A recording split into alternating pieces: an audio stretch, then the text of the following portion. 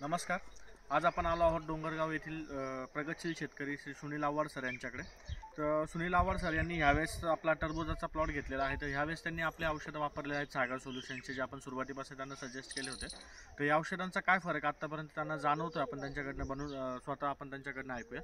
नमस्कार सर. नमस्कार.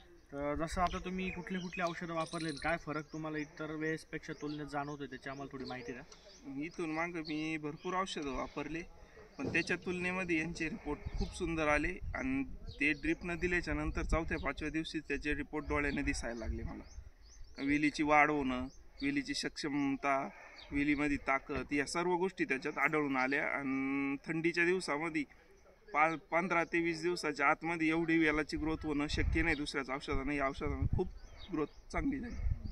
म्हणजे एकंदरीत आपण म्हणू शकतो की बऱ्याच दिवसापासून तुम्ही शेती करता, बऱ्याच औषधांचा तुम्हाला अनुभव आहे.